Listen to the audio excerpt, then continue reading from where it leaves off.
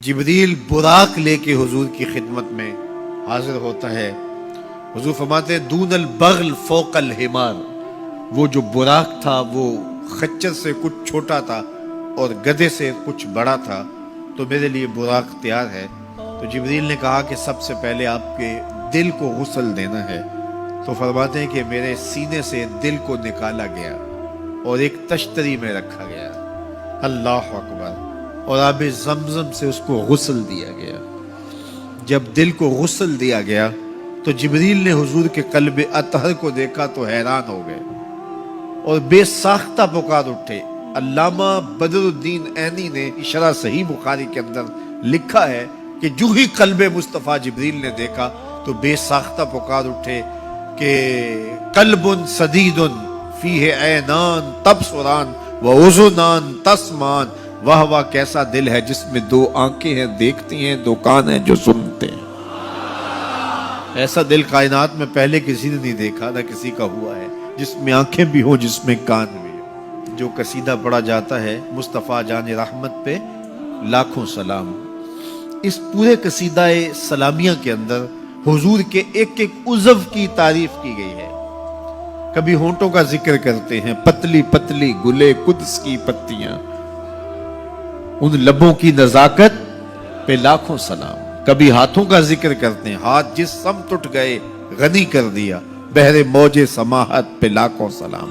کبھی بازوؤں کا ذکر کیا، جن کو بارے دو عالم کی پرواہ نہیں، ایسے بازو کی طاقت پہ لاکھوں سلام۔ کبھی سر کا ذکر کیا، جس کے آگے سرے سروراں خم رہے، اس سرے تاج رفعت پہ لاکھوں سلام۔ کبھی حضور کی مبارک بینی کا ذکر کیا، کبھی آنکھوں کا تذکرہ کیا، کبھی حضور علیہ السلام کی مبارک زلفوں کا ذکر کیا، ایک ایک عضو کا ذکر کیا۔ چلتے چلتے جب دل پہ آئے تو اعلیٰ حضرت کا قلم نہیں رک جاتا اور سوچتے ہیں کیا لکھوں، اور اعلیٰ حضرت بولے دل سمجھ سے ورا، دل سمجھ سے ورا، مگر یوں کہوں غنچائے راز وحدت پہ لاکھوں سلام۔ دل سمجھ سے بالا ہے لیکن یوں کہہ دیتا ہوں اللہ کے رازوں کا امین ہے تو وہ قلب مصطفیٰ ہے صلی اللہ علیہ وسلم۔ تو حضور علیہ السلام کا مبارک قلب اطہر جب نکالا گیا تو جبریل نے کہا قلب وقیع فیہ عینان تبصران وعذنان تسمعان، واہ واہ کیسا دل ہے جس میں دو آنکھیں ہیں جو دیکھتی ہیں، دو کان ہیں جو سنتے ہیں۔ حضور کی آنکھیں ہماری آنکھوں جیسی نہیں ہیں، نہ ہماری آنکھیں حضور کی آنکھوں جیسی ہیں۔ ہماری آنکھوں کے اندر تو میل کچیل آتا ہے، حضور کی آنکھوں میں مازاق کے کجلے لگے تھے۔ مست آنکھیں رضا مازاق کے کجلے والی، مست آنکھیں رضا مازاق کے کجلے والی، گر میری سمت بھی اٹھیں تو مقدر جاگے، گر میری سمت بھی اٹھیں تو مقدر جاگے۔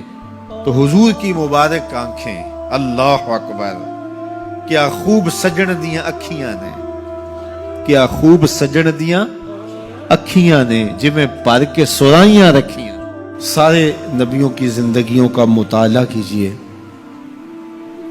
ان کو سخت سے سخت، کٹھن سے کٹھن حالات کا مقابلہ کرنا پڑا اور حالات کی سختیاں انہوں نے گوارا کی، لیکن اٹھنے والے قدم پیچھے نہیں ہٹے، وہ آگے ہی بڑھتے چلے گئے اور عظیمتوں کے سفر طے کرتے گئے۔ سب سے زیادہ مشکل اور کٹھن حالات میرے اور آپ کے آقا و مولا حضور نبی رحمت صلی اللہ علیہ وآلہ وسلم کو ملے، اور حالات کا جبر حضور کو سہنا پڑا، تلخیاں گوارا کرنی پڑی۔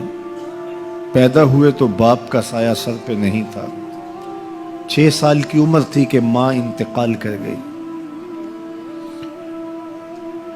حضور نے اعلان نبوت کیا تو اپنے ہی مخالف ہو گئے۔ سب سے پہلا شخص جو کھڑا ہوا اور جس نے بدتمیزی کی وہ رشتے میں سکا چچا لگتا تھا۔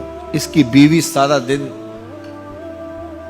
جا کے جنگل میں کانٹے جمع کرتی تھی، ام جمیل، اور جن راہوں سے حضور نے گزرنا ہوتا ان راہوں میں بکھیر دیتی۔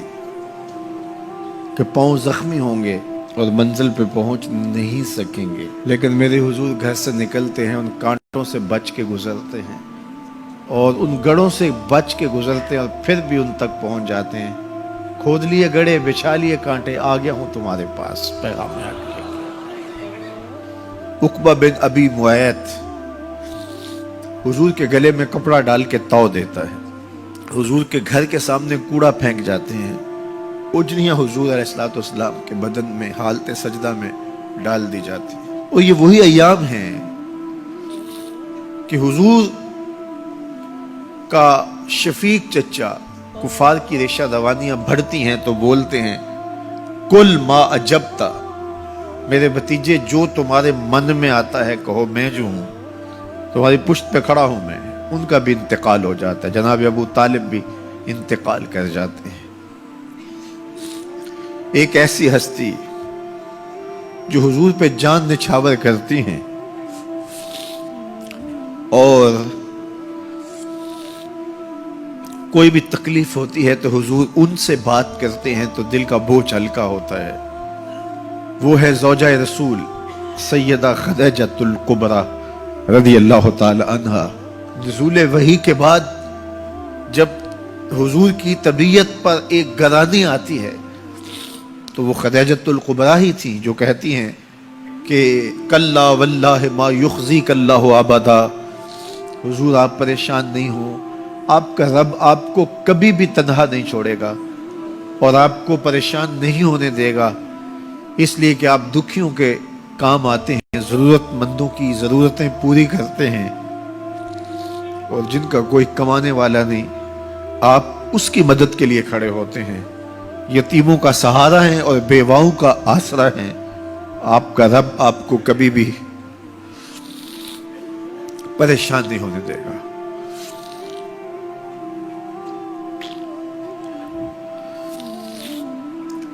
سیدہ خدیجہ الکبریٰ کا بھی انتقال ہو جاتا ہے، جو ہر مشکل وقت میں ڈھارس بندھاتی تھی،